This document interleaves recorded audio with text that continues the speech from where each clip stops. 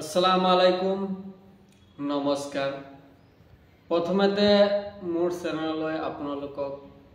আন্তৰিক শুভেচ্ছা জ্ঞাপন কৰিলো কেইবাদিন ধৰি ফোন কৰি আৰু কমেন্টত বহুত মানুহে এটা কথাই প্ৰশ্ন কৰি আছে যে আমি যদি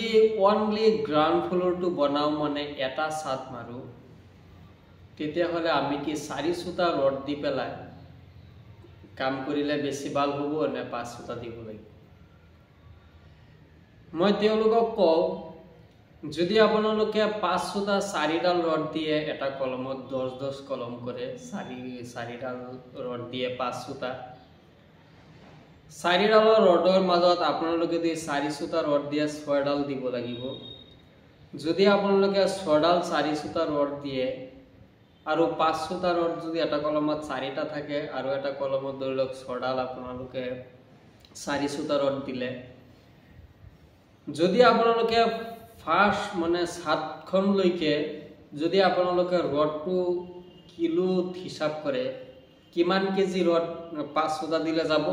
কিমান কেজি ৰড 4 সুতা দিলে যাব তেনেকুৱা যদি আপোনালোকে কেজিত হিসাব কৰে তেতিয়া হলে আপোনালোকে চাব মাত্ৰ 5 পৰা 7 কেজি মান ৰড ইফাল সিফাল হ'ব 4 সুতা দিলে 7 কেজি মান ৰড কম যাব 5 সুতা দিলে 7 কেজি মান ৰড আপোনালোকৰ বেছি যাব এই অলপমান ডিফাৰেন্সৰ কাৰণে আপোনালোকে চাব কোনো এটা বস্তু যদি মামৰ লাগে বা ক্ষয় হ'বলৈ ধৰে তেতিয়া হলে চাব মিহিটো সোনকালে শেষ হ'ব আৰু মোটাটো শেষ হ'বলৈ অলপ দেৰি হ'ব আৰু আপোনালোকে চাব মোটাটো যিমান জোৰ কৰিব মিহিটো ইমান জোৰ নকৰে মই ভাবো যিসকলে মোক কমেন্ট কৰিছে বা কল কৰি খুদে তেওঁলোকলৈ ভিডিওটো মই দিয়াৰ এইটোই কাৰণ আপোনালোকে যদি মোৰ ভিডিওটো চাইছে তেতিয়া হলে আপোনালোকে 4 সুতা 6 ডাল ৰড দিয়াতকৈ লাগিলে আপোনালোকে 5 সুতা 4 ডাল ৰড দি পেলাই আপোনালোকে ফাৰ্স্ট ছাদখন যদি এখন ছাদ যদি মাৰিবলৈ যায় তেতিয়া হলে 4 ডাল ৰড আপোনালোকে 5 সুতা ৰড দিয়ক 4টা চুকত 4 ডাল ৰড দিলে হ'ব 4 ডাল ৰড দি পেলাই আপোনালোকে 10 কলম কৰক আপোনালোকে এটা ছাদ মাৰিব পাৰিব যদি আপোনালোকে কয় বলে আমি এটা ছাদ মাৰি ওপৰত আকৌ আসাম টেপ বনাম আপোনালোকে বনাব পাৰিব ইয়াত টেনচন কৰিবলগীয়া একো নাই আৰু যদি আপোনালোকে 6 ডাল 4 সুতা ৰড দিয়ে তথাপিও আপোনালোকে এটা ছাদ আৰামত মাৰিব পাৰিব ইয়াত টেনচন কৰিবলগীয়া নহয় আপোনালোকে যদি মাত্ৰ ওয়ানলি এখন ছাদ মাৰে তেতিয়া হলে আপোনাৰ কলমৰ গাঁতটো আপোনালোকে কমেও 3.5 পৰা 4 ফুট দ কৰি ইয়াত আপোনাৰ 3.5 ফুট মান 3.5 ফুটৰ পৰা 4 ফুট জালি 3.5 ফুট জালি দিলে হ'ব 3.5 ফুট মান জালি দিব 10 mm ৰড 25 মিলিমিটাৰ আঁতৰত আপোনালোকে ৰড দি পেলাই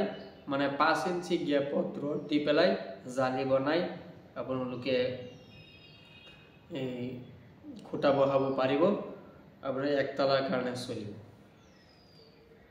এতিয়া আৰু কমেন্ট কৰিছে যে আমি